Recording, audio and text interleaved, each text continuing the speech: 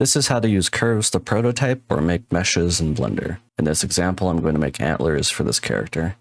First, set the world origin here, then add a curve Bezier, delete one of these vertices, turn on magnet with face project, move this vertice right over here, then we will rotate it like this, just so it has a good exit from the head. Then we E to extrude. We can rotate this. We can turn off the magnet and then use S to scale this so it has a smoother curve. I'm gonna rotate it just to get it into position to what I think looks good. I'm going to extrude again and rotate it one time just to scale in as needed. This process is more of a whatever you think works, and I recommend just looking around constantly, like using your camera to visualize it in 3D so you can adjust it as needed. It's like this one, I actually maybe want to do that. Rotate it to get the curve to do what I want.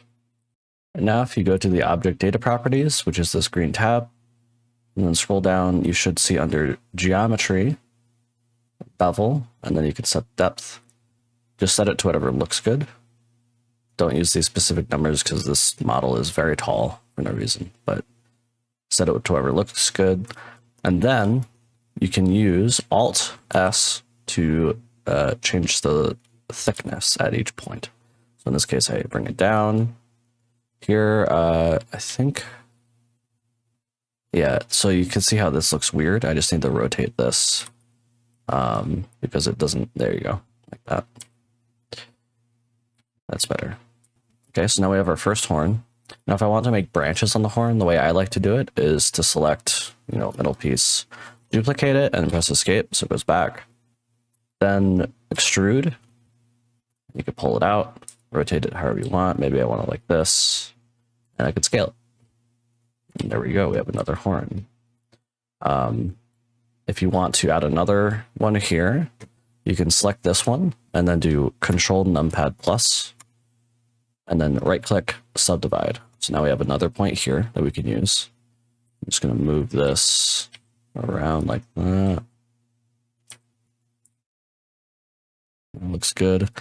Duplicate, escape, bring it up, pull it, oh, whoops.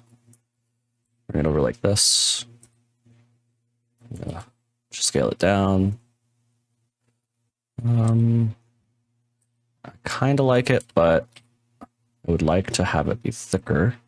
So I'm going to do the same thing, Control Numpad plus, subdivide. And now I have another control point that I can change the thickness on. I can also adjust that to be however I want.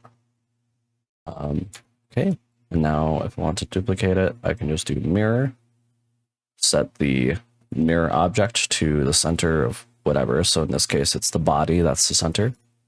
And that's it. That's the entire thing.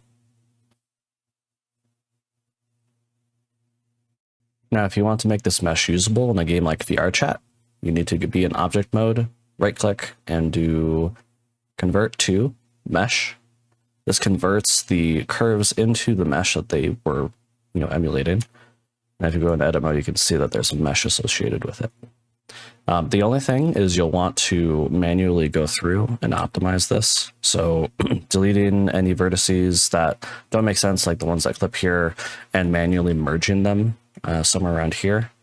This isn't terribly difficult. It's just a little bit time consuming. And then after that, you can UV unwrap and export it to whatever program. And that's it. Hopefully this helped. And if you'd like to watch other tutorials, you can watch these ones here.